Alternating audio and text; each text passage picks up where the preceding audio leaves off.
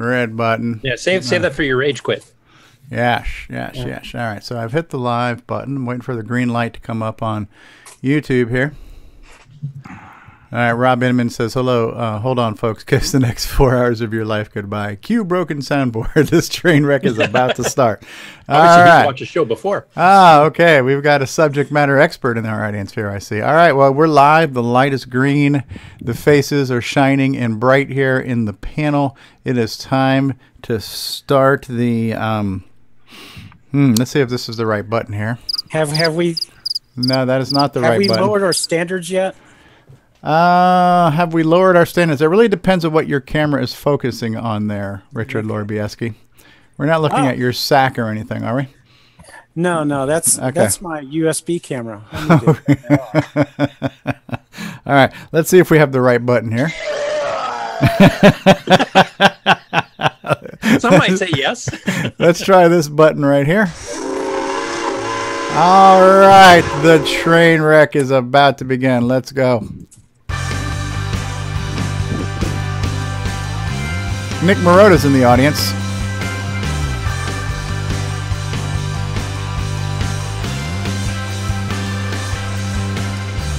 This is CoCoTALK, the world's leading live talk show featuring the Tandy Color computer. Streaming live on YouTube and Roku, available as a podcast and enjoyed the world over. And now, here's your host. Good afternoon, everybody, and welcome to CoCoTALK episode 79, the world's leading train wreck that appears before you live each week. We have got a wonderful show lined up for you. We've got a really big show. We've got a great live audience already out here with us. We've got Ken Reichert, most well known as being the brother of Jason Reichert. We've got Rob Inman out here. We've got Chad Cunnington, who is Nick's neighbor. We've got Al Hartman, Curtis Boyle, Rob Inman, Tim Franklin is here, Nick Marota is here, Solstice is here, Al Hartman is here, Nick Marota is here, Chad is here from Australia. So we got a couple of Aussies here who are at 4 a.m. right now, DEF CON 4 a.m. in Australia. Thank you guys for being here so late or so early, depending on your perspective. We've also got with us in the live panel, we've got Ron Delvaux at Mission Control, making sure the world is safe from alien invaders. Thank you, Ron, for running Space Force X for us. Sure, we've got Davey Mitchell just joined us. We have from Canada, we've got L. Curtis Boyle. For those of you who don't speak Spanish, that is the Curtis Boyle.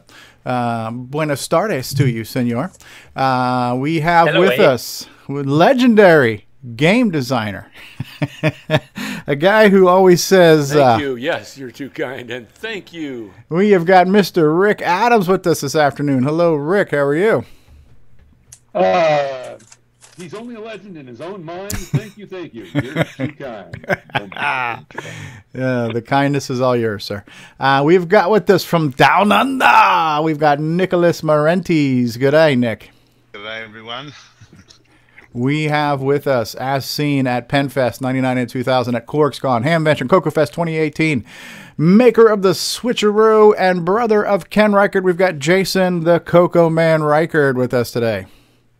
CoCoTALK, take only as directed.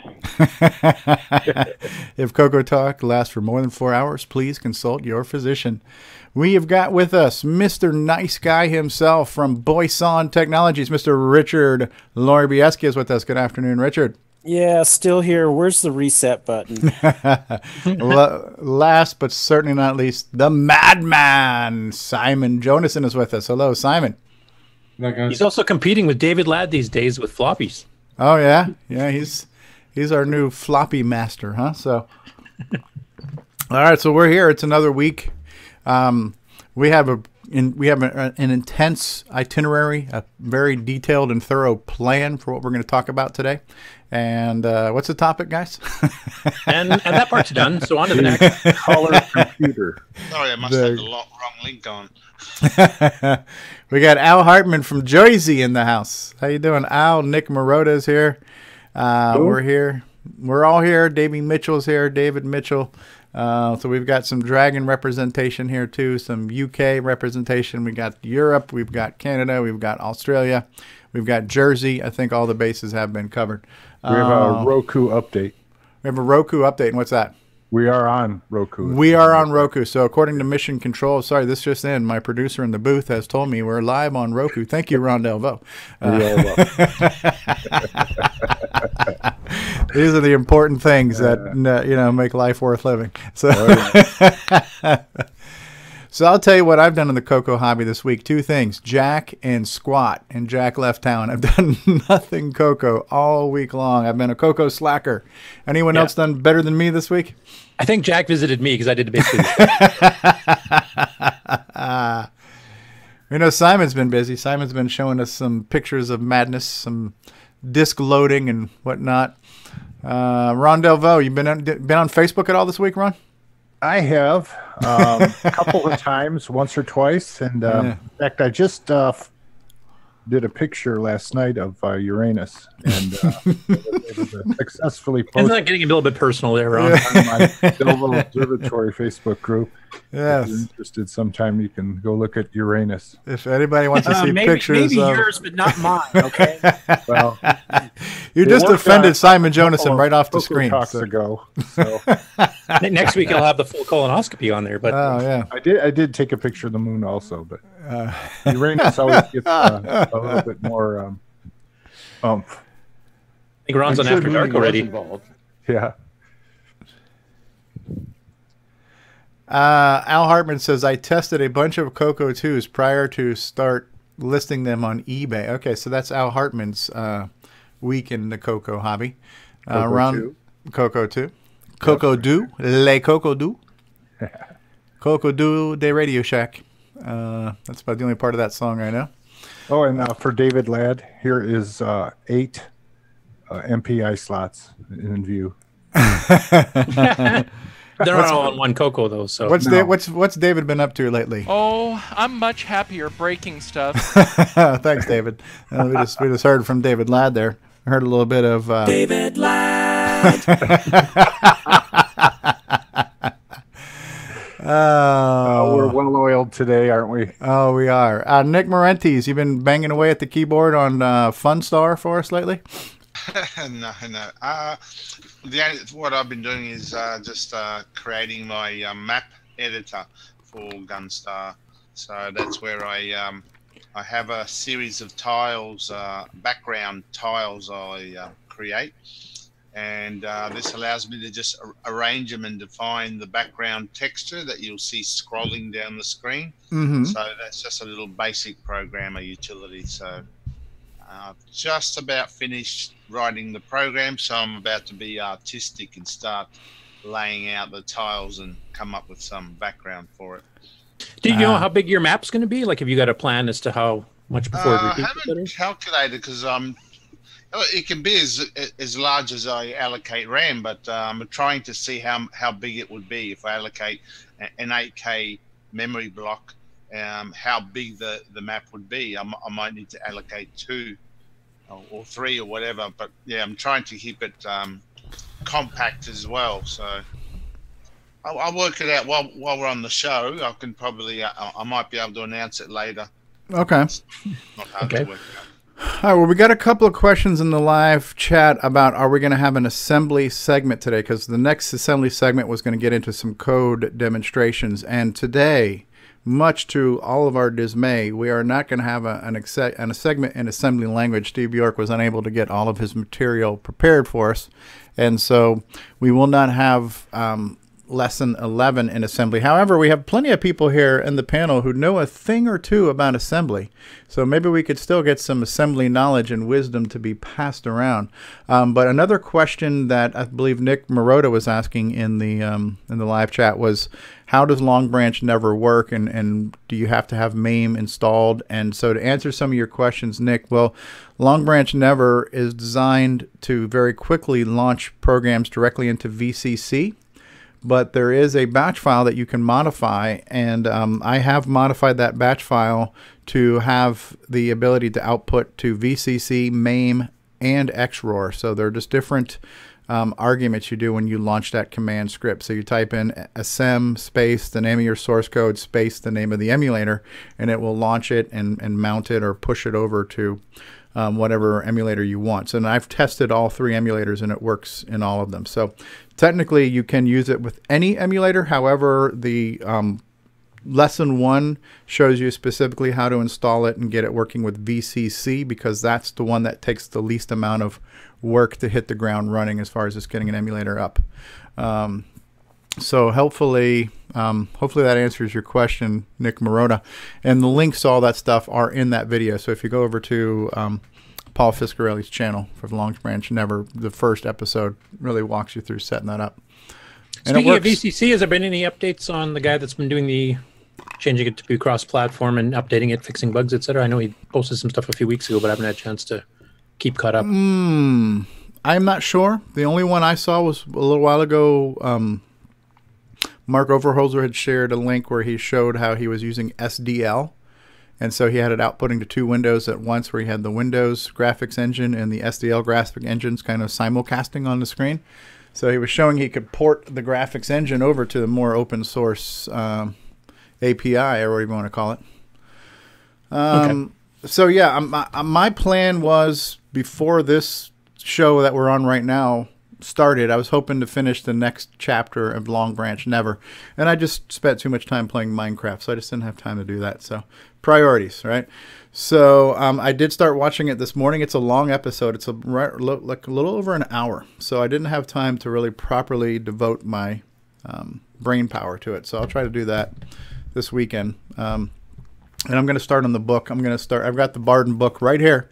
It's right in front of my screen. It's right here. So every time I sit down, it's here to remind me, dude, you got to start assembling, right? So I'm going to start learning. I like to go through at least a chapter of the Barden book and see how I like it, and then figure out how I'm going to translate that to a YouTube video. Solstice says, I wonder whether this only works with the machine language files, or whether I can also specify a basic program file spec. Are we talking about the Long Branch Never environment? Well, does anybody know if Toolshed should let you push a basic program over too? Shouldn't it? Pretty sure it does. Yeah, I've done it personally. Yeah, I'm pretty sure you could push over basic with Toolshed too. However, the batch file that Paul Fiscarelli set up is really geared towards assembly for the time being, but I think it's probably able to be done. What else? Anybody do anything CoCo related this week they want to share? Well, I've been doing the build up to Tandy assembly for the switcheroos. And potential to have something new at Tandy assembly if all goes well. Ooh, something new. That'd be cool. You mean a product that will actually work? No, I think you're getting me confused with someone else. Yeah, because as far as I know, every switcheroo that was ever shipped never had to be reshipped. Everybody got just one switcheroo cable. So, hey, Greg is here. What's going on, Greg? Ladies and gentlemen, it's Grant Leighty in Hot Pursuit. Hey, Greg, do you hear us? How are you? I'm doing good. Yourself? Good. Hey, Grant, look in your rearview mirror. All right. Law enforcement. So. In the parking garage even. He's getting chased in the parking garage. Jesus, Grant. Easy on that pedal. Maybe he thinks you're Canadian and you're bringing some illegal weed across the border. Yeah. Yep. Or some Tim Hortons. Smuggling Tim Hortons across state lines. So what's the topic today, guys? That's a great question. We're still trying to figure that out. The topic was what we're going to do without Greg, but Greg showed up, so we're saved. They're back. Now we're back with nothing to talk about. So. We have the no theme. Yes. I'm still here. Yeah. So, yeah, we've had a couple weeks now without any Apple IIs in the background since Mark Overholzer has been previously indisposed. Oh. So, yeah, we've been Apple-free for at least 2 weeks now. I'm not sure how everybody feels about that. If anybody needs a moment of silence or a hug or anything like that. So now we're finally raising our standards.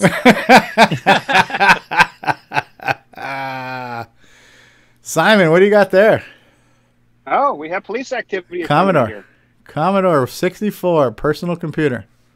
That's not the bread bin one, though, right? That's is that a 64C? Yeah, that's a 64C, yeah. Was that the one that was overrun by ants for a period? No, that's a spare machine. The one that's overrun by ants has been put in a safe place. It's in an ant-free zone. Yes, it is. And I'll tell you what, even though I cleaned it out, they kept crawling out for a couple of days afterwards because they're obviously stuck under the chips. Wow. And it really smelled because, when ants get like freaked out, they put out pheromones and stuff. I did not know that. So it reeked for days on end. Ant pheromones. So does that mean like they were horny or something, or what? Yeah. You sure that smell didn't have to do with the Commodore itself versus the ant? I think that's the show title, Ant Pheromones. Ant pheromones. Those ants were getting all boned up over that SID chip. Grinding their little antennas up against that chip there. All right. So... ant pheromones. I never knew an ant to have an odor, but now we know. And knowing is half the battle. So, hashtag horny ants. Rob Inman says. Oh my God. Oh dear God, we've already gone straight into the crapper right there. Hey, Paul Fiscarelli just joined us. Hey, Paulie, it's Paulie Walnuts here, everybody. And we got Paulie, we got Petey, we got Joey 2 times. Got to get the papers, Yeah, so we got everybody here. The good fellas are all with us. Grant Leighty's in hot pursuit. And it's all good. So, Simon, you want to share with us, if either verbally or visually or anything else, some of the madness you've been working on, or is it still kind of under wraps? No, it's not under wraps as such. I mean, I had Ron Delvaux test it the other day. Ron, you tested the disk loader the other day, didn't you? Yes, I did. Yeah. But since you tested the other day, I've actually rewritten it a couple of times. Where I'm not relying on the 4-to-1 interleave. I'm actually turning around saying, okay, well, yes, I might have a 4-to-1 interleave, but I'm taking so much time in between sectors playing music that I need to figure out a different interleave. So maybe I'm doing 8 sectors in between each load, so it's like half a track per sector or something, just to get it kosher. Yeah, to sync it with the 300 RPM. Yeah. So basically half a track per sector to load with 2-voice music playing at 7.8 kilohertz. This sounds highly mathematical to me already. My head's about ready to explode. Yeah, well, mine's exploded multiple times. Hey, Richard Lorbieski, you still there? Yes. Okay, in the live chat, I'm not sure if you saw this, but registration, I love that name, registration. He says, listening to CoCoTALK and trying to install the boomerang. Unfortunately, I do not have any tools to remove the RAM chips or clip caps. Are there any household tools that I can use to get this done? To remove the chips would be a small screwdriver. Yeah, like a jeweler's screwdriver or something. Yeah, something like that. As far as clipping the caps, toenail clippers worked for me. Yeah, toenail clippers would work. Pair of scissors on one leg. Yep. A Coco Cat number 1 has joined us. I don't know if anybody else has any furry critters with them. So, how's Rocky doing, Jason? And is Rocky nearby? We don't have Mark here for any of his critters. Ron, you got your critter with you by any chance, or is Pearl out somewhere else? No, she's outside with my wife. They're doing raking the stones. Raking the stones. Yeah, we have stones. Here. We don't have any grass. It's too expensive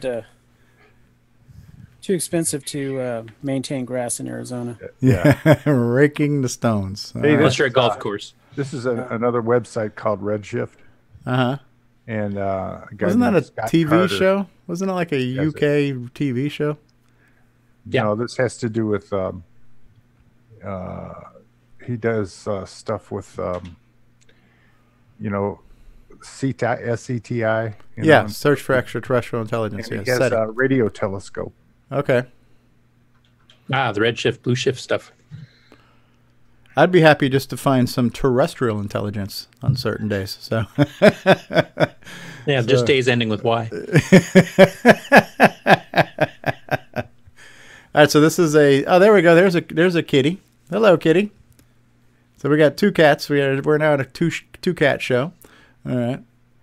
So this is a SETI-based website. Yeah. Website. It's a website, or is it a BBS? No, yeah, I'm telnetting to it. You're telnetting to it. Okay. All right. And have you been able to hack into Area 51 and get any of the plans for the UFOs or anything like that? No, I tried to fudge it so it looks like he got one of those messages from Andromeda, but you know, where they put wow next to it. Yeah, the wow signal. Yeah. Oh well. Never fudge with another man's signal. Yeah. Words to live by. Okay. Yeah, we have officially become an internet cat video now at this time. So, I've been playing with my 386 in the XT cabinet. Well, it's not an XT cabinet, is it? I don't know. It could be an AT or XT case. It's kind of hard to see from this distance here, but yeah. Anyway, the battery was one of those tub things, and I had to desolder it, and I put another battery on it, but the connection came loose, so it's, you know, you boot it up and you have to go through the BIOS and set it all up again. Yeah. So like one of those little barrel-looking batteries. Yeah. Yeah. Anyway. I wonder how hard it'd be to put in one of those sockets to use one of the lithium batteries. Yeah. Or even they have those ones where you can put the AA batteries in. Ah. Anyway, it's not CoCo related, but. Well, it would be if you booted up DOS and ran Jeff Vasasor's CoCo emulator. Yeah. Or you could log into OS9 with it and use it as a terminal. Yeah. Yeah. So hopefully Reggie is going to get some good advice here on how to not screw up his computer. Just remember that always consult a physician before performing surgery on your color computer. Grant, you do anything CoCo related this week? No, nothing for me this week. Just wrapping up my last week of working a lot of hours. So yeah. I'll be getting back into the swing of things here next week. Excellent. Excellent. Theoretically, that's going to happen with me too. I'll be out of work, but they keep saying that and they keep dumping more on me. So, well, it looks like we have some new activity in the Facebook. I didn't prepare news just because I didn't. But yeah, we've got some new members in Facebook. There's some new activity. There's a handful of questions. As a matter of fact, you mentioned a question in the mailing list this week, Curtis, but I think also came up, a similar question came up in Facebook. So what was the mailing list question? Like, does anybody still have their first CoCo, like their original CoCo? Yeah, the very first one they ever owned, and what was it type thing. So we had people saying, you know, I had a CoCo 1D board with 4K, I still have it. And other people, you know, started with a CoCo 3 or whatever. I know in my personal case, I don't have my original 4K D board CoCo.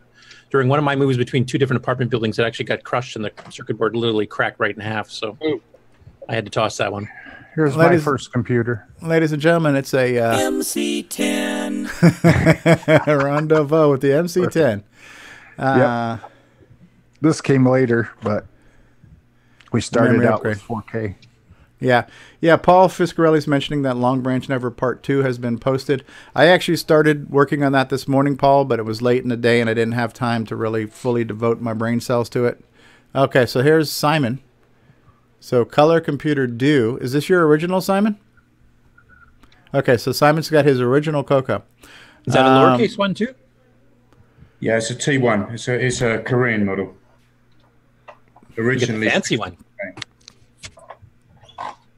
But now I still have my original CoCo in the box. Oh, wow. Wow. Yeah, I got rid of my original CoCo when it was still my original because I had the 16K silver.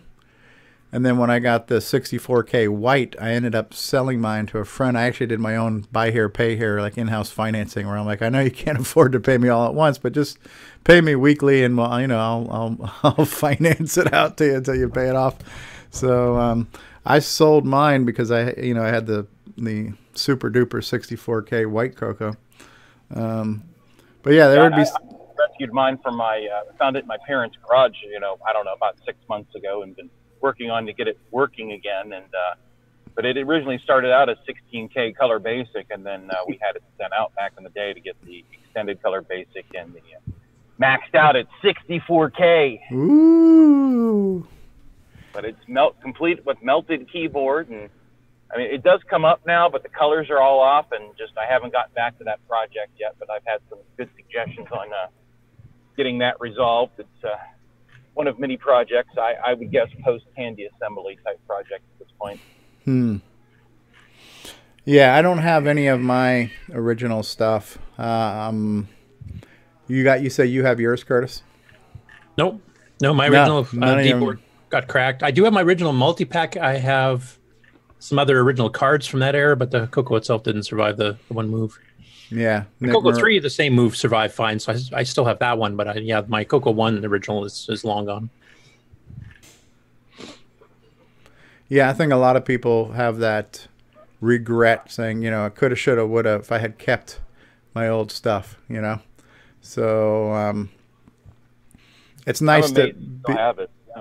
Yeah, no, it's good. I mean, I'm happy I have old stuff. It's just not my original old stuff, but I have plenty of old stuff. So it's still nice to have the original hardware, but there's got to be something a little bit more sentimental when it's yours. Like, this was my original, actual physical computer. The first thing I ever touched that gave me joy. This is my original copy of Bust Out. Yeah.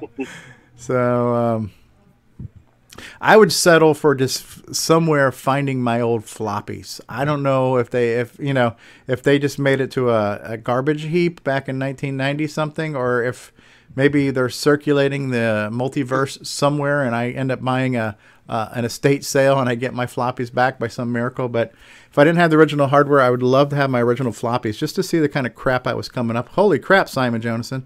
That's something there that would make David Ladd very excited looking at all those floppies. So. I'm very fortunate. I have my original floppies, or most of them, I think, and a lot of the cassette tapes, but I've gone through some of the floppies, and that was actually where I found some of the stuff my brother wrote, and I got that to him. And one of those adventure games has managed to he's released, so that was pretty cool. So yeah, I'm hoping maybe some of that other stuff will get finished or polished up and go out eventually. That would be really cool. So yeah. Rick Adams was showing up some of his Shanghai stuff. Delphi term 8.0. Look at that. Look at the blue floppy. That was pretty fancy. Later, I think. Yeah, having colored floppy jackets. That's I've still got most of my original floppies too, and most of them still work. There's a lot of code I have to pull off there. There's a lot of games that I got to put on the website. I got to put on there too. So. What do you got here, Simon? It looks like a floppy drive. A half-height 40-track double-sided, I'm guessing. I've been looking for a 1.44 floppy for my 386, and I thought I had one, but I didn't. I don't have one. And this is an original 360K drive from back in. I would love to have one of those. Right back in the day. This is what I'm actually watching my loader because I've got the top. I'm watching the head go. Yeah. Oh, the dreaded sound of a floppy you can't read, where it just grinds its way into oblivion. Yeah, that was the old CoCo RS-DOS. They would smash and it'd stop every time too. I.O. error. I've been fortunate. I'd say about 99% of the floppies I've tried have worked, and I've had a few that didn't work initially, and I was able just to.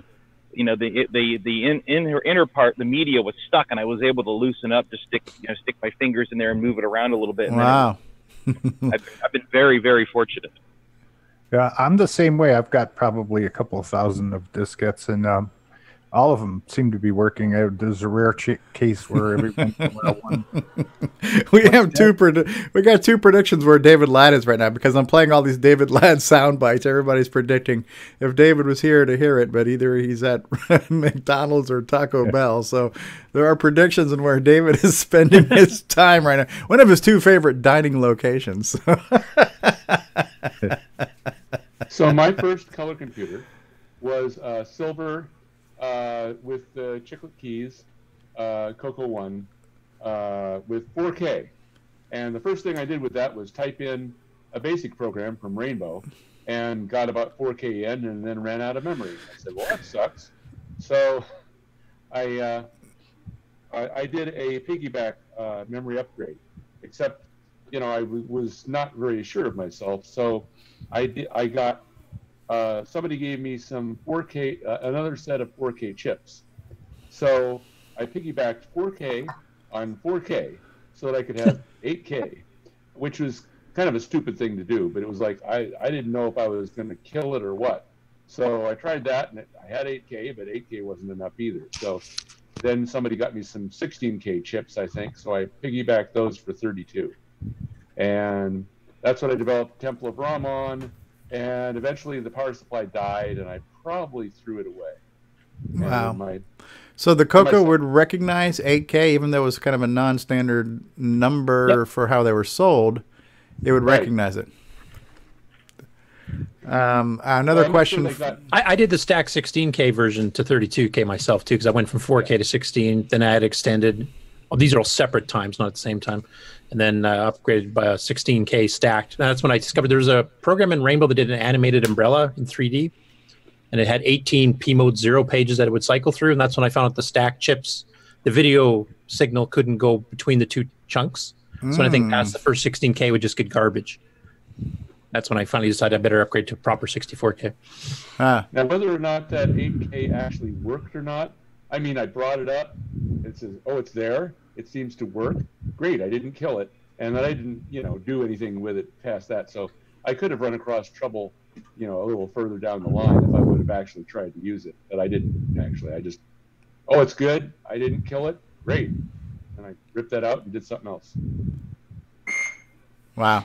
Yeah, you might be one of the few people that on history that's recorded as having an 8K CoCo, because that's definitely an unusual number. Hey, Richard, we got another question from registration about clipping these capacitors on the CoCo 3. He's saying he can't seem to get a nail clipper in there. He's wanting to know if could he just kind of rock them back and forth and just basically break them off the motherboard. Would that be okay? Yeah, that's fine. Yeah, they just need to be out of the circuit. So I did that. Actually, just clipping one leg's enough. Yeah. Yeah, but I guess trying to do it with a nail clipper just doesn't seem to give him the leverage he needs. Scissors would probably do it. Maybe a small pair of like scissors from a sewing kit might work too if you can't get big scissors in there. I seem to recall the one was a bit tight, and I just snipped the one leg and then just pulled it up so it wouldn't accidentally contact it afterwards, and that worked fine. Whatever the scissors you use to trim off your bud with before you smoke it, those would probably be really good to get in there. And yeah, we're sold out of those here in Canada. Hey, Kyle just joined us. Hey, Kyle. Kyle Eder. Or Eder. So, yeah, we're sharing our first CoCo stories. Go ahead. Were you getting ready to say something, Richard? I'm sorry. No, I didn't say anything. Who was getting ready to talk there? I was going to ask Curtis when he's going to start doing CoCoTALK hi. What makes you think I haven't done that already? Paul says use dikes, and believe it or not, that's a very politically incorrect term there, Paul Fiscarelli. So, I like his next comment. We used to call them nippy cutters.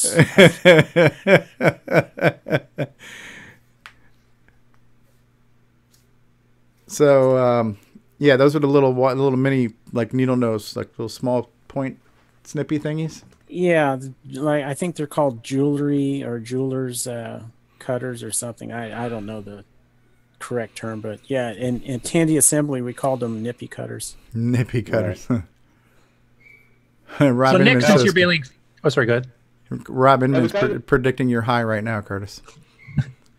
I can't say anything because this is broadcasting to the U.S. So I was just wondering, Nick, do you still have your original CoCo? Not my original one. The original one was a silver one. Actually, no, you're right. I do have it actually. I've packed it away as part of my CoCo collection.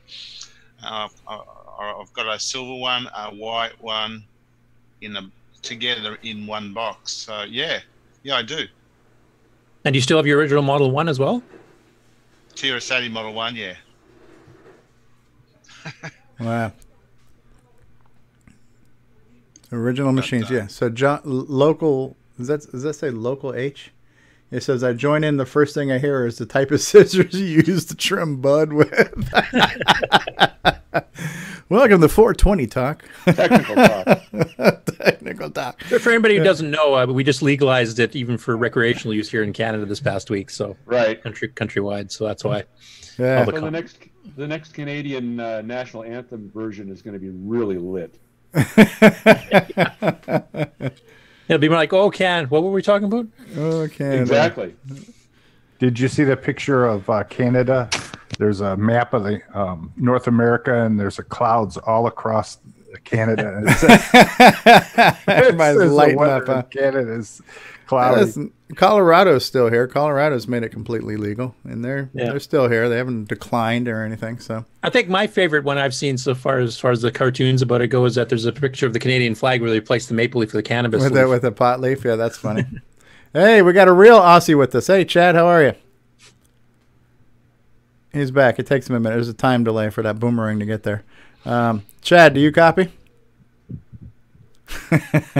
Greetings from down under. There you go. Hey, Chad, teach Nick how to speak Australian. Do like that Foster's commercial, how to speak Australian. Actually, I better not say. I look up to Nick. I don't want to upset him. Yeah, you may catch you off the beta testing group there otherwise. So. Nick's quite a bit taller than you. No, he's just older than me, and I respect my elders. I was brought up the right way. Unlike these brats of today that I want to slap senseless. So, Chad, now that you've joined, do you still have your original CoCo? That CoCo was in a fire, 1988 or 1989. It wasn't a weed-related fire, was it? No, it was not. Okay, good. Hot cocoa. Correct. Hot cocoa. That was a model with the melted keyboard, right? Yeah. Actually, it did have the melted keyboard. Extremely melted. But it was still working. It's just that the colors, the green screen actually went orange. Oh, wow. Nothing else was wrong with it except the green. If you used green in any application, it was orange. I ended up giving it to my sister's ex-fiance for his business because he just wanted something to print off receipts. So I gave him my TP10 thermal printer and wrote a little program for him, gave him a cassette player and said, here, just use that. And he was happy with that. And I don't speak to him anymore because he's the guy that stole all my records. He was the guy that taught me to DJ. Wow. So, yeah, bit of a disheartening story there, but I won't go into it too much. But what happened was we were living in the mountains in the hinterland, actually up in the Sunshine Coast, a couple of hours north of Brisbane. And we had some bad storms up there to the point where they actually blew the service wire off the power pole. And wow. we were living in a caravan at the time because my dad was building a house. And I was playing on the computer and the screen started flickering. I'm like, oh, here we go, power failure again. And I went out to check the power box and I got all this power through my arm. I actually thought someone was standing behind me. It was piddling down rain. And I felt like someone had just whacked me on the shoulder from behind, like just hit me. And I turned around and realized there was no one there. And I just absolutely lost it. I was screaming my head off, get out here, you old beep, beep, beep, beep, beep. But they didn't believe me that I was getting shocks when I touched the caravan. And not long after that, we had the power completely stop. And we called out the service technicians to look at it. When they plugged it was a blown fuse in the power box out on the power pole. They plugged it back in, and next thing you know, I'm inside and all this smoke's just pouring in. We had a sheet covering the computer to keep the moisture out of it. It was on fire, so I grabbed that and just threw it out the window. And called out to them, turn it off, it's shorting out, it's on fire, and melted 2 deluxe joysticks. Wow. Cables. The whole TV was shot. So I ended up just using a black and white temporarily while we sourced a new one. And the computer itself, yeah, as I said, it just had that one issue, but everything else worked okay. So he was happy with that. I wasn't very happy at all. I was so annoyed. Were you using the computer when electricity flowed through you? No. Because you might have absorbed some of its energy and power, and you might be a human supercomputer at this point if that had happened. So yeah, if only. Yeah, okay. That would have been really cool. As I'm typing on my computer, it gets struck by lightning. I am now infused with the superpower of the 6809. Yeah, it sounds like a Marvel superhero. The human computer.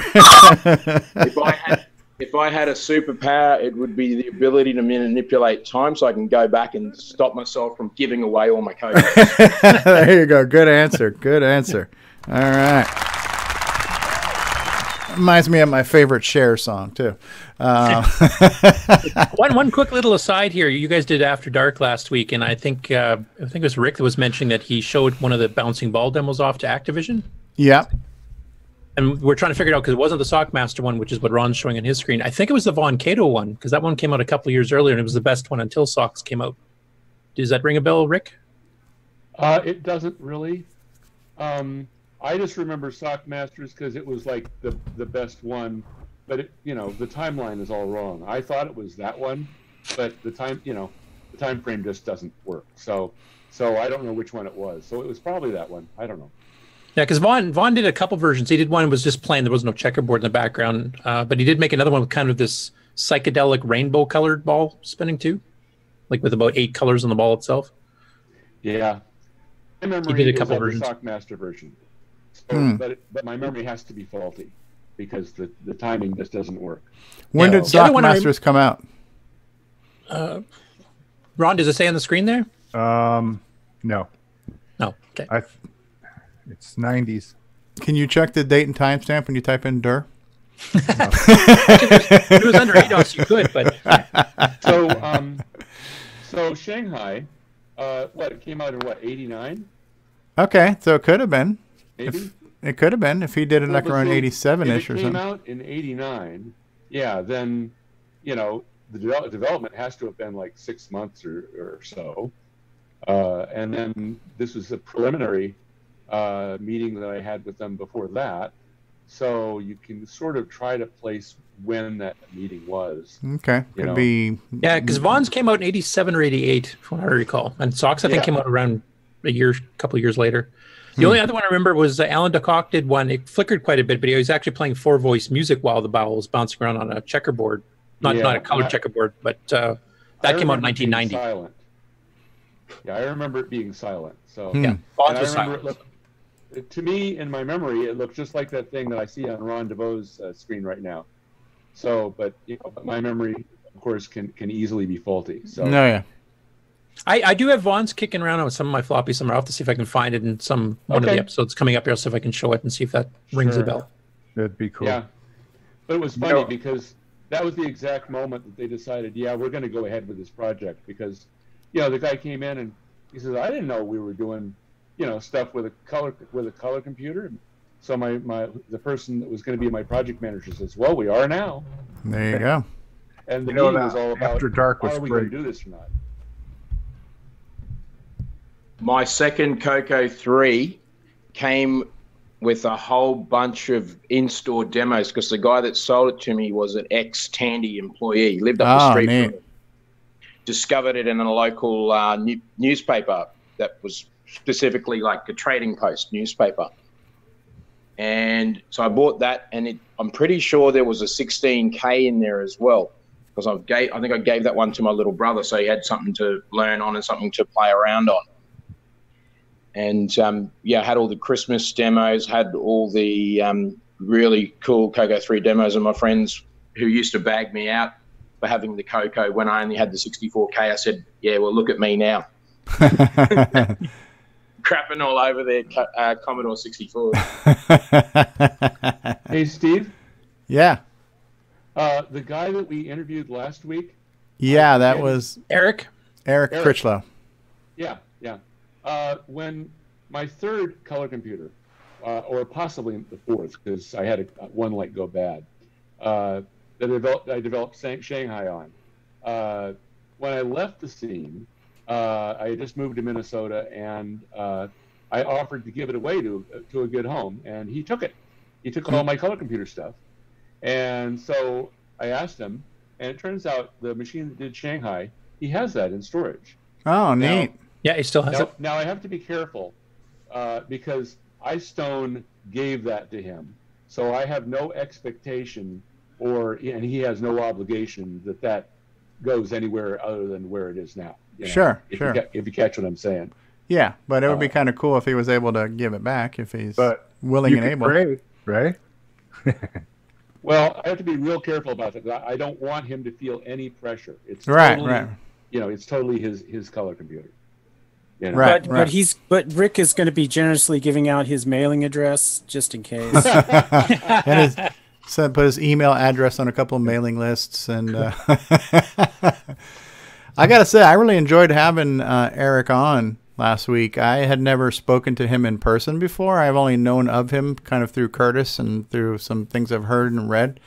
Really interesting guy. Nice guy, interesting story. A lot of twists and turns his career took that were quite unexpected, you know. But yeah. Richard Lorbieski has worked at a ton of Radio Shacks, hasn't he? Yes, I have. Wow. I saw it listed out. Was it? Yeah, they moved me around quite a bit. I mean, after Tandy Computer Assembly, they moved me around because I was single and I lived in an apartment, so it was very easy for me to move around from one shop to another. You were highly portable, huh? Yes, very highly portable. Your position-independent code can just move around anywhere. So, yeah. He was a Tandy luggable or portable. Tandy luggable. Yeah, I got tired of it when they moved me out to Odessa, and I just had enough. And then about 3 months later, they called me and they wanted me back. Wow. And I worked there for maybe 3 months, and I said no. Now, did you stay in Texas the whole time, or did you move around outside of the state? No, I stayed in Texas. I actually wanted to move to Colorado, but my region coordinator did not want me to move. So they blocked my transfer. Did Tandy have a presence in Colorado? Yeah, a repair center. Oh, okay. Yeah, they're nationwide. They had repair centers all over North America. Actually, they were all over the place here too. There was hundreds of them in Canada. Yeah, if there was a computer center, there was usually a repair center in the back. Okay. Yeah, ours here in Saskatoon was separate. Actually, we had a computer center downtown in the main shopping district, and the repair center was actually in an industrial district up north. Yeah. Now some of the major cities like Houston and Dallas, they have their own repair depot. And then they also had a consumer repair as well. And they started closing the consumer repair depots in the 80s.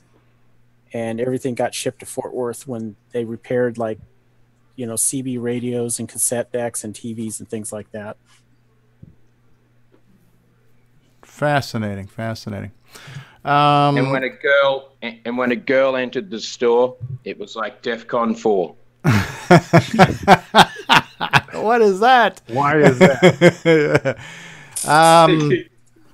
They'd go into overdrive. I used to work next to a Tandy store, and the girls, I'd go in there on my lunch break, and the girls would come in, and the guys would just be running around like nuts trying to impress them. And let me show you our battery collection here, ladies.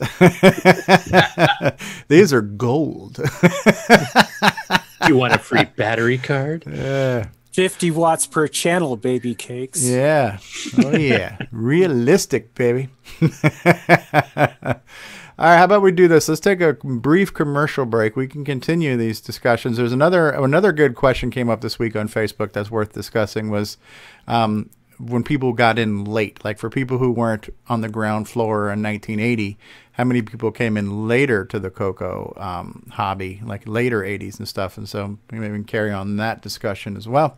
So, and there's 30 people watching us live right now. So thank you all for being here. I just want to say... Thank you. Yes, you're too kind. And thank you. Yeah. So we've got a great panel today, but we are missing at least one person here. David Ladd. And David, what have you been up to? What are you doing now since you are not here with us, David? Oh, I'm much happier breaking stuff. Okay, so David's breaking something right now. All right, we're going to go to commercial, and we'll be back after these words, everybody. Hi, this is Randy Kindig of the Floppy Days podcast. I just love me some CoCo, and nobody covers it better than Steve Strobridge. You're listening to CoCoTALK.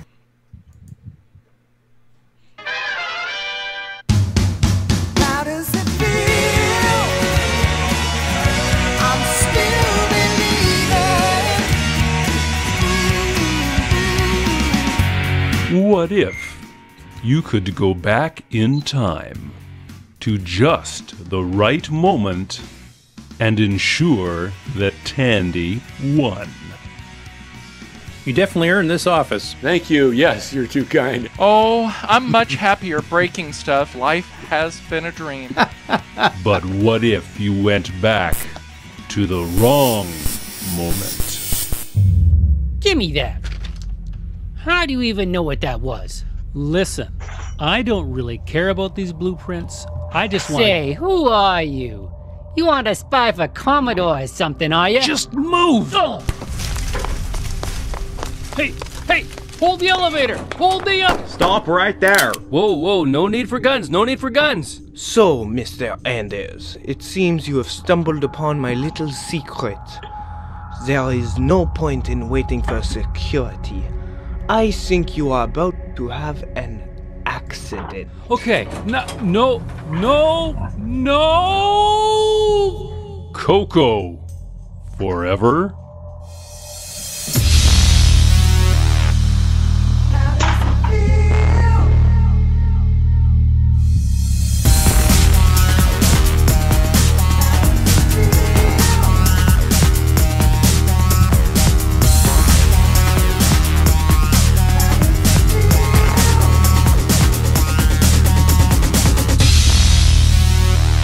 Spring-ish 2018.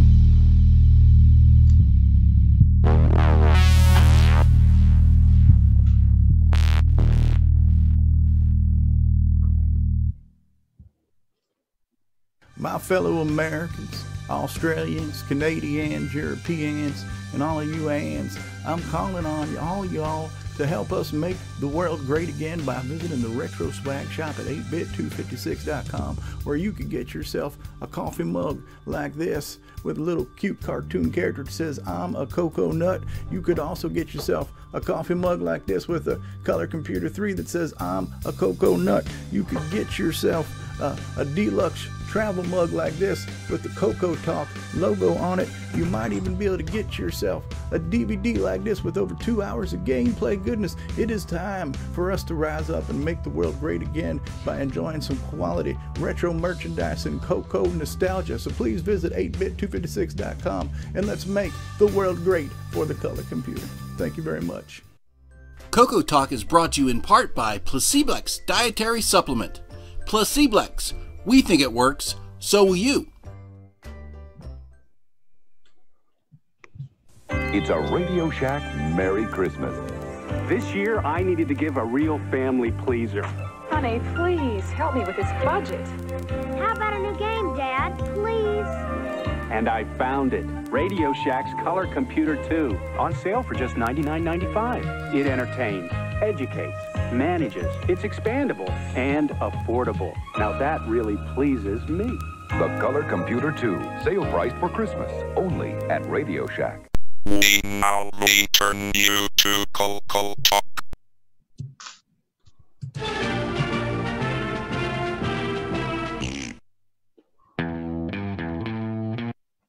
It didn't switch over. It just switched over. A little delay there in the software. Welcome back, everybody. Hey, Cat. I think the Coco Cat wants to go outside. Come here. Take your little furry butt out there. I just clicked on the wrong damn thing here, too. All right, just clicking on crap. Things are going sideways. Whole world's going to hell. All right, we're back, everybody. Welcome back. Get your Color Computer 2 at Radio Shack. That's right. That really pleases me. Oh, my goodness. All right, so we were talking about, do you still have your first CoCo? Some of us do. Some of us don't. Some of us have that regret of parting with our CoCos. And another question that came up this week was, who entered the life of the color computer later in the 80s, like, mid-80s or whatever? And how or even later than that, for that matter. No, even later than that, possibly, yes. True. Does 1984 count? 1984 counts. That color computer was already. That's Color Computer 2 era already. Color Computer 2, yeah. Color Computer. 1986 for me. Oh wow, Grant, you're a baby. Same here. Christmas 1986. Wow. Simon, when did you get your first CoCo?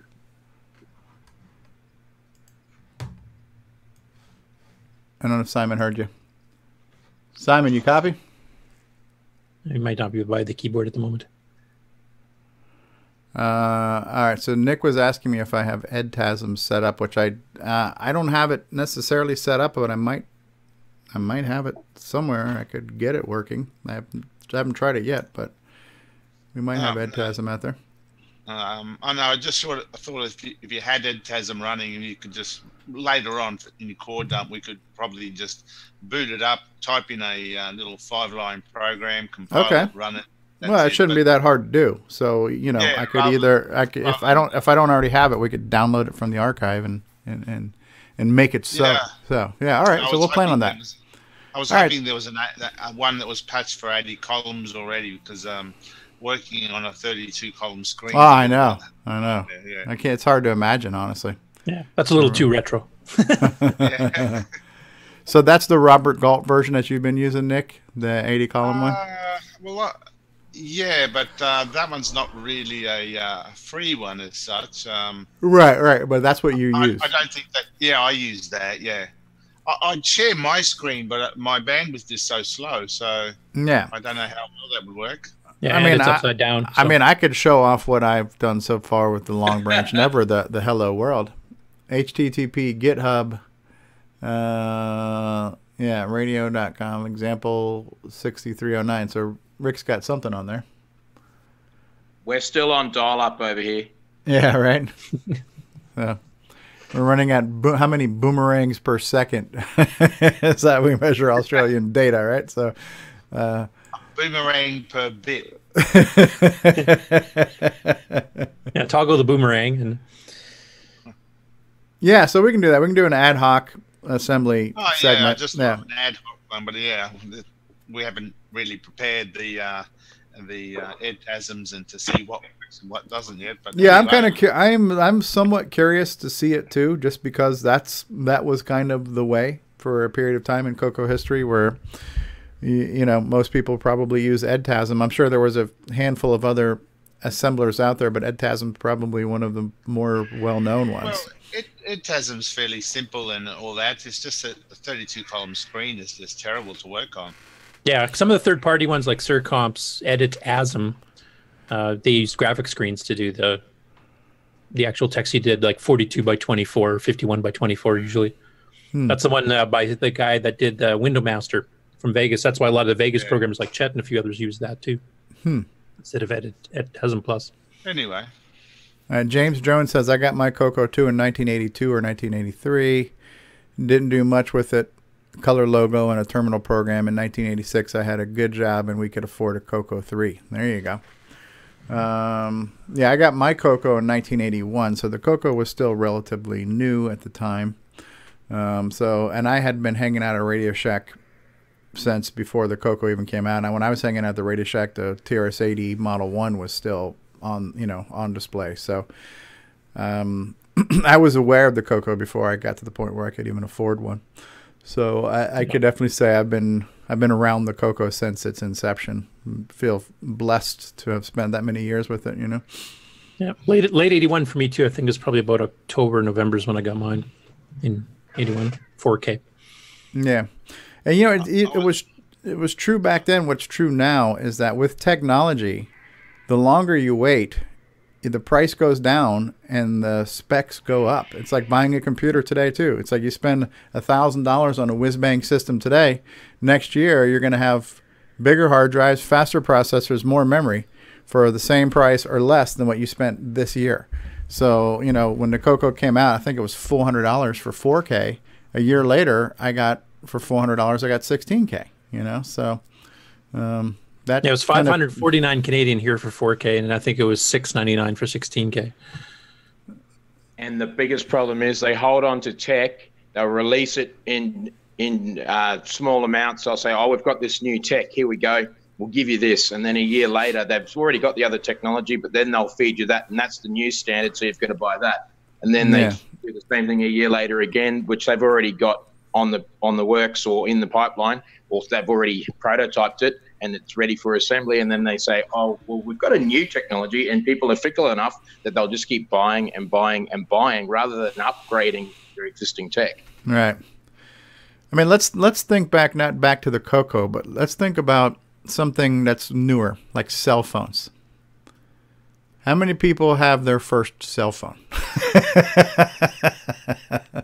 And the first cell phone I ever used was the black one that was at my Radio Shack store. It was the one where the battery was the suitcase. You carried it by the handle and you had the little cord. That was the first cell phone I ever used. The first cell phone I owned was the second generation Motorola brick, right? Because the first one was super thick. It was like about a foot deep. And then they had the thinner one that was half as thick. But my first cell phone was a Motorola brick. Who still got one of those? Or like the old Nokias with the small LED display, you know? I had the brick. It ended up being used as a doorstop. You know, you didn't have a... MC10. I had a 3310. And I've still got an old Nokia flip phone that I use as my emergency phone when my smartphone spreads. Right.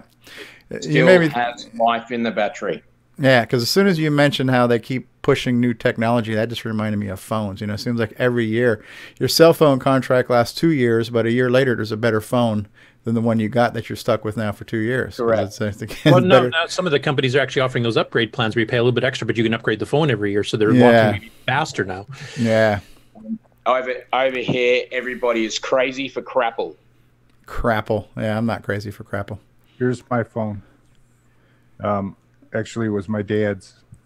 We used it in 1977, 78. Wow. Is that a car phone or in a bag? Yeah. The bag had the a battery in it, and it had an antenna over here. Yeah. That looks a little like the Radio Shack phone. It was a Motorola. Centel was the company that we used at the time. Yeah.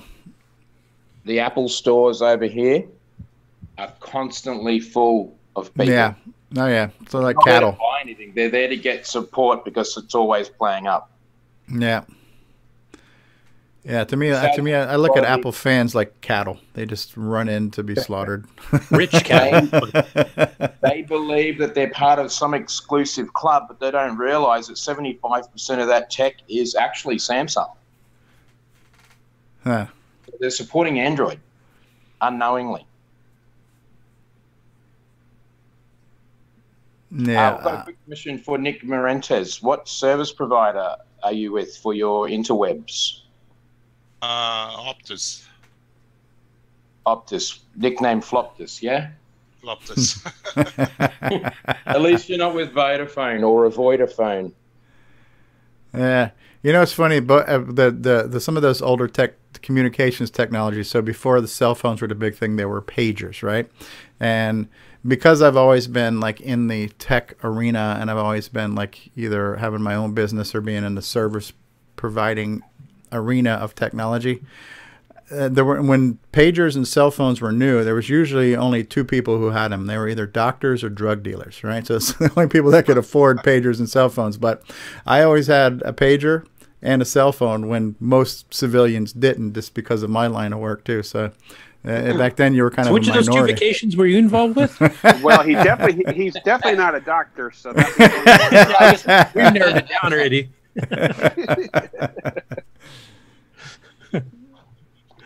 How much you selling that weed for? No, he actually was a doctor. He was handing out prescriptions. That's it. Yeah, my special brand is called Nuclear Green. Nuclear Green, baby. So On your CoCo. Local H says CoCo 2 was my first computer. It was a hand-me-down after my uncle had upgraded through to the Commodore 64 to Amiga. Had it for a couple of years before I got the C64. The CoCo ended up at an orphanage. Oh, wow. So I wonder if little orphan Annie got it. So the CoCo I showed you before, my original one, was back from late 84, early 85. Was So that that's when I got started. Oh, wow. Okay. Yeah, by 86, I was starting to phase out of the CoCo because then the Tandy 1000 was coming into its own. James. Go ahead, Nick. I bought my TRS-80 Model 1 back in 1980, so that's when I started coding TRS-80 Model 1 games. But by 1984, the TRS-80 Model 1 was losing a bit of steam, being low res, monochrome, and all that. Everyone was wanting a color system. So I moved to the CoCo back in '84 and did 2 games there. And well, I wasn't too happy with the CoCo. I wasn't too impressed with it. But in '86, the CoCo 3 came out, so I thought, that's it. That's what I've been waiting for. Yeah. Hey, so, and I don't know if you know this or not, Nick, if you're how in tune you are with the TRS-80 communities, but I'm just wondering if people are making modern games now for the Model 1s and Model 3s, kind of like what you're doing with Popstar, but making newer games, pushing the machine further than people would have imagined back when it was new. No, I do follow the TRS-80. There's a games Facebook page which is for TRS-80 gaming, and yeah, there's nothing really new there. Mostly talking about the old games. Okay. Occasionally you'll find someone who's talks or shows off a program that they had started writing but never finished. So that's a new game, but nothing new. Not that I'm aware of. They don't have the same sort of activity as what we have in the color computer. Well, Ian Maverick would know. Yeah. I actually, I was in touch with him just the other day because I ordered one of his CoCo Max cartridge. He's re-engineered or remade the CoCo Max high-res cartridge. So I ordered one off him just to try it out. I was going to try to restore one of my CoCo 2s and get it running CoCo Max.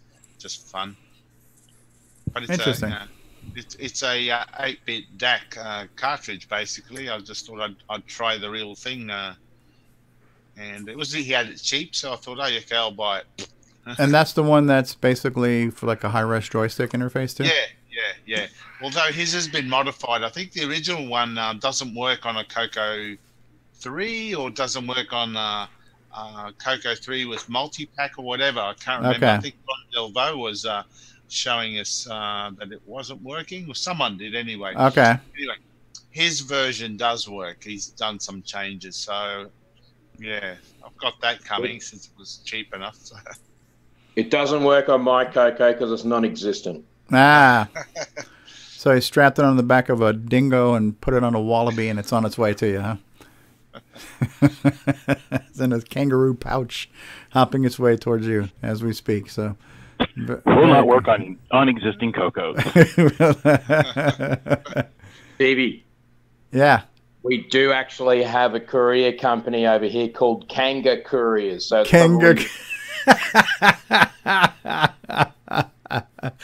everything is just a hop, skip, and a jump away. Boom. All right. So.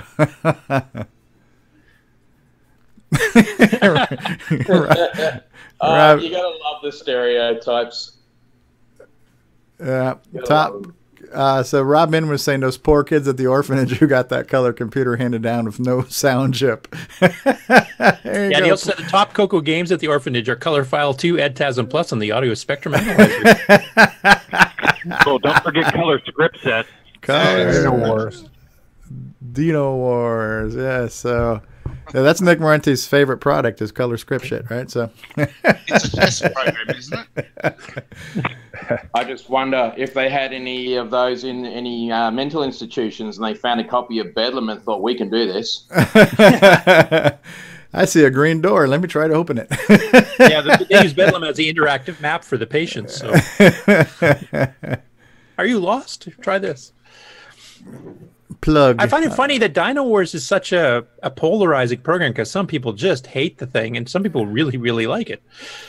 Yeah. There doesn't seem to be a gray area in between there. I personally thought, because they were attempting to do 3D that early on, I thought it was pretty impressive. Yeah, I found it to be a technical marvel. Young kids just love that game. I still have young kids that have visited recently that love it to this day. So, yeah. My brother. And other people thought it was a good excuse to take chips out to put custom ROMs on. So. The perfect cartridge to cannibalize. Yeah, apparently, Rick's one of them. Yeah, that's amazing. Back when I was a kid, I had 3 ROM packs, and that was it. Yeah. And my least favorite of the 3 was Color Script Set. Well, the gameplay kind of sucked on it, so yeah. You know what I would love to see? Talk about new CoCo software. Somebody had brought up the idea of rebooting old CoCo games. What if somebody disassembled Dino Wars, and now we've optimized it, and we got the source code, we've got it running with all the whiz-bang features that all the modern programmers know how to do, compiled sprites, optimizations, and now it's a super fast, efficient one. Now we add AI to one of the dinosaurs where you can have single player. And you go through different levels of dinosaurs, and the dinosaurs get more progressive as you fight them, and it becomes like a fighting game, like with the karate-style games. We got to keep fighting through rounds and rounds of dinosaurs, get to be bosses and uber bosses and level ups, and you can get pickups where your dinosaur can maybe spit fire or other things like that. It'd be kind of cool to take that game and just give it a modern makeover. Yeah, I mean, we could do background sound because one of the things I didn't like about Dino Wars is that every time you click the button to bite somebody, it would do that long roar. Yeah. Dead. The graphics still was done. So. God. That sounded like indigestion, but sure. That was also my Chewbacca impersonation there too. Dino Wars Chewbacca, a really bad impersonation. So, yeah. What was odd about that game is you'd sit there furiously pushing the joystick button to bite, and you're perfectly in line with them, and nothing happens. Nothing happens. It was the most, Hang on. And then all of a sudden, someone on the other side presses a button, and they bite you, and you're like, how is that possible? Yeah. Yeah, there was a couple of games like that where you literally had to have a second player, which is not a bad thing, but nowadays it's going to be more difficult. But I think their old football was like that too. You couldn't play single player football. You needed a second human to play football, the old cartridge version. Yeah, I had to wait for Greg Zumwalt's Football 2 in 1987 on the CoCo 3 to do that. So. Did anyone play Poltergeist? Oh, yeah. Yep. I bought that. I had that. Yeah, that's one game that was a movie license, and it only came out on the CoCo. Yeah. Had a pretty bad bug on the first level, too. You could cheat. If you held down the joystick button, none of the cars ever came out. Yeah, but I mean, that still didn't help because that level wasn't that hard anyways. But yeah, to me, the hardest level was just the final round. I mean, the staircases could be a bitch, but that final level where is it a ghost? Is it Carol Ann? Especially at the end when you got faster, you only had to think about a second to figure out. Yeah, is it a psycho face or is it a stick figure? It's so hard to tell, and now I'm down to the last millisecond, so you almost have to just guess. Steve Bjork's there saying Street Fighter Dino Wars, right? So round 1, fight. You get the Ryu moves. Oh, you can work it into the Cadillacs and Dinosaurs arcade game. Yeah. Finish him. Good afternoon, Steve Bjork. How are you? Thank you. Yes, you're too kind, and thank you. That was another discussion you guys had in After Dark last week, too, was going through all the officially licensed games, I think both from the arcade and also ones that were cross-licensed between platforms. And I wasn't able to make the show, but I know the CoCo 3 had a hell of a lot more of them than the CoCo 1 and 2 did. Yeah. And we were talking about the prolific game designers, the ones you knew by name, and then you chimed in. Greg Zumwalt, Steve Bjork, you chimed in with a ton of you chimed in with a ton of comments later on in that video. Excuse me, losing my voice. Yeah, good stuff. Yeah, that After Dark discussion. It's like this, like today, the shows that we have no idea what we're going to talk about. We just ended up filibustering and wandering into some interesting territory from time to time. Street Fighter Dino Wars with combo moves. You need a 2-button deluxe joystick for that. Yeah. So yeah, we should probably plan on that. And last night too was very spontaneous. So maybe we can try to plan officially tonight. I want to try to do another Dungeons of Daggorath kind of group session. Do you have your old game from last time you tried saved, so you can pick up where you left off? No, because that was actually on the PC version too. Oh, okay. So I want to play the. Why am I hearing myself? Who's introducing the sound loop right now? Space-time continuum. Test 1, test 2. Okay, sound loop is gone. So I want to do the William Astle version that I have now, the patched one that lets you save the disc, and he's kind of fixed a few things. I have that version downloaded, so I'll play it on a CoCo 3. Try out my new switcheroo cable too. So maybe we can make that part of our After Dark. We'll do a group Dungeons of Daggorath session and see how far we can get. I think that was another question this week on Facebook. Has anybody beat the game? And only a few people chimed in saying they had. Yep, so, I did, but I had to save. I've never done it straight through in one shot. I've won it a couple times, but definitely saving the game. It is a life goal of mine.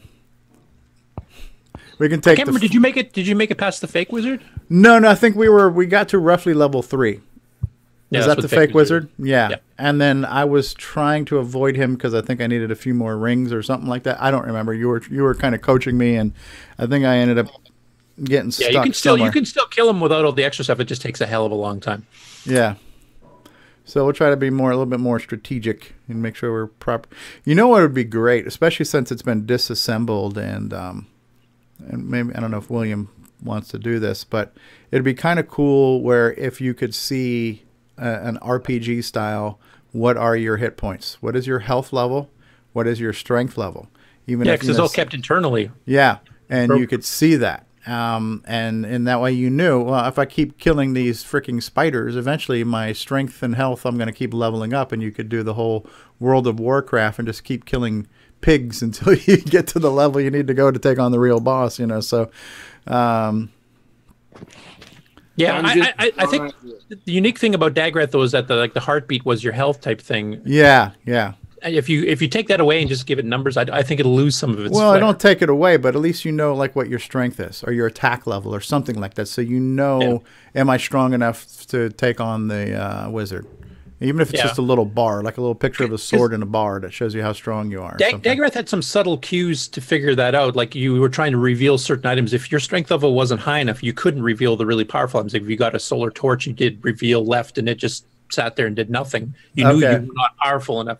Once you were powerful enough, it would suddenly say, "Oh yeah, that's a solar torch." So you could tell the level by the stuff you could reveal between torches and flasks and stuff. So there was an indicator doing that, but it wasn't explicit. Okay, fair enough.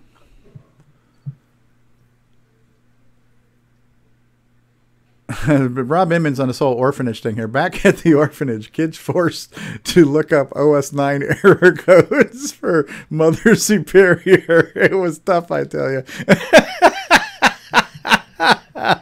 Wow, that's terrible. Apparently, that was before ease of use. Yeah. So, So, anyways, I'd like to try that. I'd like to try a Dungeons of Daggorath group play together, and maybe we get a few people on sharing their screens and stuff too if we all want to see how far we can get. We could take the Forest of Doom soundtrack and play that on a loop that's got some eeriness to it, so let's have that for mood music. As long as you don't overpower the Daggorath, because the whole point of Daggorath is you hear the monsters getting louder and louder the closer they get to you. So yes, kind of critical to the game. Yeah, and I want to try my switcheroo cable, which I haven't tried yet, to see if the audio comes in any stronger than the RCA plugs from my current cable. Just because I do notice when I run my CoCo 3 through everything, the volume's not anywhere near as loud as it should be. And I just don't know if that's just the CoCo or if it's maybe a different audio, splice might give me a little bit more sound. I don't know. That's what I'm trying to...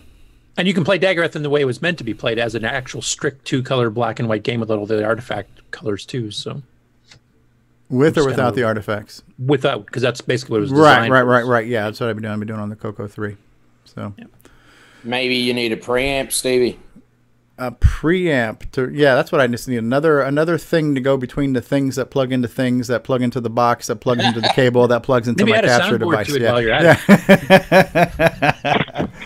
Preamp. Exactly what the doctor ordered. Another point of failure. Another point of failure. A soundboard that randomly assigns what sounds go to what keys. That's what you need. Yeah. Oh wait, you have that already.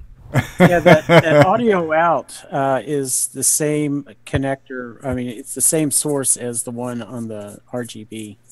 Okay, so you don't think there's going to be any higher level of voltage or anything like that? Probably not, no. All right, well, it's worth a shot.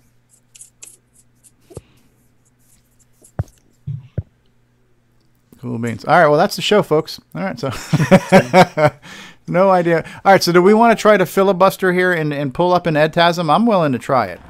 We can do an ad hoc EDTASM thing, and if that's too much work, I can always pull up my modern Notepad++ assembler if you guys want to talk me through an assembly example. I won't remember how to do it. Yeah. Yeah, I haven't used EDTASM in 30 years. So yeah. Nick, So, it'll be up to you. Nick, are you up for the challenge to help me EDTASM myself? That sounds so dirty. Nick Marentes, do you copy? You ran away. Yeah. Hopped away. Hopped away. So Nick, I'm gonna attempt to find disk EDTASM on the Color Computer Archive. Okay. And then if you could talk me through using it, because I have no idea what the hell I'm doing with the bloody thing. Yeah, if he can't do it, I'll do it. All right. So, and let me just look. Would it be? I have the CoCo SDC. On the CoCo SDC was a folder called util, disk util, miscellaneous. What would it have been called? It would have probably started with a. Do we know if EDTASM was part of that original thing? Miscellaneous. I don't know. So I haven't used the basic EDTASM in ages. Actually, I'm just trying to see if my EDTASM 6, the Robert Galt one, if I can get that up and just sharing, and then we can use that. Right. Well, what I'll do in the meantime too is I'm just going to open up the Color Computer Archive and see if I can find it, and I'll copy the disk image to my CoCo SDC. Color Computer Archive. Maybe we can. I'll run a commercial while we're doing this. So while I'm looking for the disk image, I will run a commercial, and we'll try to get EDTASM up and running. And we're going to do some ad hoc assembly, old school style, with the help of Nick Marentes. So we'll be back after these words, boys and girls. Hello, this is Grant Leighty with CoCoTALK. Got your CoCo 3 yet?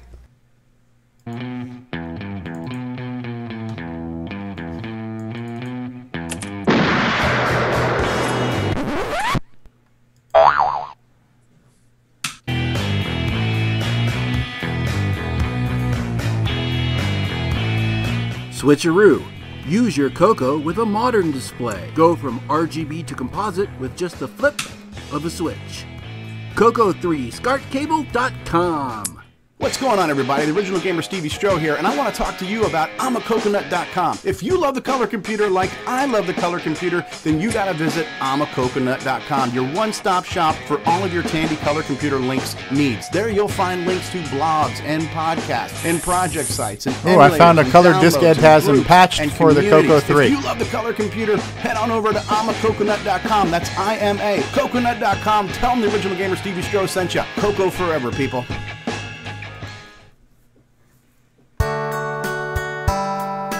G'day, mates. This is Nick Marionette, author of such color computer titles as Donut Disaster, Rupert Rhymes, and Rockstar Pilot. And I am here today to tell you about the world's most fabulous operating system, OS 9. OS 9 and its current incarnation, Nitrous 9, is the most advanced operating system ever created. And what makes it so good?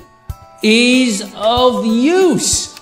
I find OS 9 so incredibly intuitive that I haven't once cracked open the user manual, and yet I've been able to create such incredible games faster than the time it takes to sing Waltzing Matilda.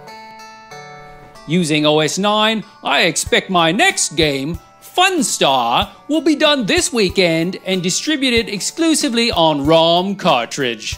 OS 9 forever.